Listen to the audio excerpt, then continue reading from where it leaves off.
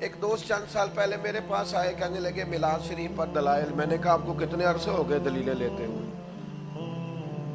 اب علماء نے کتابیں لکھ دی، اس پر اتنی لمبی گفتگو ہو گئی، اب تو چیزیں طے ہو گئی، پھر سے دلائل تو موجود ہیں۔ اب تو آپ کو پوچھنا چاہیے تھا مجھ سے آ کر کہ میلاد کے جلوس میں وضو کر کے جاؤں یا بغیر وضو بھی جا سکتا ہوں؟ اب تو آپ کو یہ پوچھنا چاہیے تھا کہ میلاد شریف کا لنگر وضو کر کے پکانا ہے کہ بغیر وضو بھی پک جائے گا؟ اب تو آپ کو تقوی کا راہ اختیار کرنا چاہیے تھا۔ ساری زندگی بحث ہی کریں گے، اسی پہ لگیں گے؟ جو سیکھا ہے اس پر عمل کریں، عمل کی طرف بڑھیں۔ ہمارے مشائخ، ان کا طریقہ یہ تھا کہ ان کی زندگیاں عمل والی۔ اللہ کے پیارے رسول صلی اللہ تعالی علیہ وسلم نے فرمایا، جس نے دین کا علم اس لیے سیکھا کہ وہ جاہلوں پہ روب جمائے گا یا علماء سے بحث کرے گا، اس کو تو اللہ جنت کی خوشبو بھی عطا نہیں کرے گا۔ یہ بحث کے لیے نہیں، الجھاؤ کے لیے نہیں، اس کو تو تربیت کے لیے سیکھا جائے اور تربیت کا مزاج اپنی زندگی کے اندر پیدا کیا جائے۔ حضرت تشریف لے آئے۔ نعرہ رسالت، آستانہ لیا بکی شریف، آستانہ لیا بکی شریف، حضرت حافظ الحدیث کے عکس حسن نوید الحسن، حضرت حافظ الحدیث کے عکس حسن، کردار حسن، گفتار حسن، سیرت حسن، صورت حسن، حضرت حافظ الحدیث کے عکس حسن، آستانہ لیا بکی شریف، آستانہ لیا بکی شریف، آستانہ لیا بکی شریف، پیر طریقت، راہبر شریعت، استاذ علماء، وارث علوم و معارف حضرت حافظ الحدیث، سلطان المدرسین، شیخ الحدیث حضرت علامہ الحاج مفتی پیر سید محمد نوید الحسن شاہ صاحب مشہدی، سجادہ نشین، آستانہ بکی شریف، سربراہ جماعت جلالیہ پاکستان، آپ تشریف لائے۔ دارالعلوم منظر اسلام کی انتظامیہ صاحبزادہ جمیل احمد قادری جلالی صاحب کی طرف سے، آپ حضرات کی طرف سے دل کی اتھا گرائیوں سے خوش آمدید کہا جاتا ہے، اور آپ مسند صدارت پر جلوہ افروز ہو چکے ہیں۔ آپ کے آنے پر شکریہ۔ نعرہ تکبیر، نعرہ رسالت، نعرہ حیدر، آستانہ لیا بکی شریف۔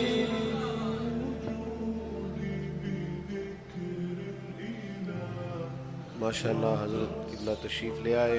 میں پہلے بھی بات مختصر کرنے والا تھا، مزید اس کو مختصر کرتا ہوں۔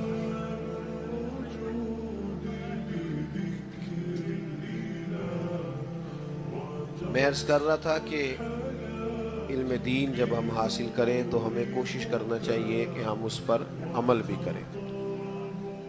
دین کے علم کو اس لیے حاصل کیا جائے تاکہ ہماری زندگی میں جو ہمارے روزمرہ کے معاملات ہیں اس کے اندر بہتری آ سکے۔ صحابہ کرام علیہم رضوان کی زندگیوں کو جب ہم دیکھتے ہیں تو ان کا مزاج یہ تھا کہ جب بھی ان کے پاس کوئی آیہ مبارکہ آئی یا سرور کائنات صلی اللہ تعالی علیہ وسلم کا کوئی فرمان آیا، انہوں نے فوری طور پر اپنی عملی زندگی میں اس کا نفاذ کیا۔ جب انسان بعمل ہو جاتا ہے نا تو سب سے پہلے اللہ تعالیٰ اسے خود اطمینان قلبی عطا کرتا ہے۔ جب تک انسان کے پاس معلومات کا ذخیرہ ہوتا ہے اور اس کو اس پر عمل نہیں ہوتا، اسے محسوس ہوتا ہے میں دو کشتیوں کا مسافر ہوں، یار میں کہتا کچھ اور ہوں، کرتا کچھ اور۔ وہ ذاتی طور پر بڑا ڈبل مائنڈڈ رہتا ہے، پریشان رہتا ہے، اور جب وہ عملی زندگی میں آ جاتا ہے، عملی زندگی میں آپ دیکھیے نا، نبی پاک صلی اللہ تعالی علیہ وسلم معراج سے واپس تشریف لائے تو کریم محبوب علیہ السلام نے فرمایا بلال کو بلائیے۔ سیدنا بلال حبشی رضی اللہ تعالیٰ عنہ حاضر بارگاہ ہوئے تو محبوب فرمانے لگے بلال کیا عمل کرتے ہو؟ یا رسول اللہ کرم ہو جائے۔ فرمایا کیا عمل کرتے ہو؟ میں نے تو جنت میں بھی تمہارے قدموں کی آواز سنی۔ اتنا بڑا احساس۔ عمل کیا کرتے ہو؟ کس عمل کا نتیجہ؟ حضور سارا جانتے ہیں۔ لیکن تعلیم امت کے لیے، آگاہی کے لیے، لوگوں کو پتہ چلے، حضرت بلال کی اس پر گواہی ہو جائے۔ عرض کی یا رسول اللہ صلی اللہ تعالی علیہ وسلم، آپ نے ایک دفعہ فرمایا تھا کہ جب بھی وضو کر کے مسجد آؤ تو 2 رکعت نماز پڑھ لیا کرو۔ حضور میں نے وہ نفل کبھی نہیں چھوڑے، میں ہمیشہ پڑھتا ہوں۔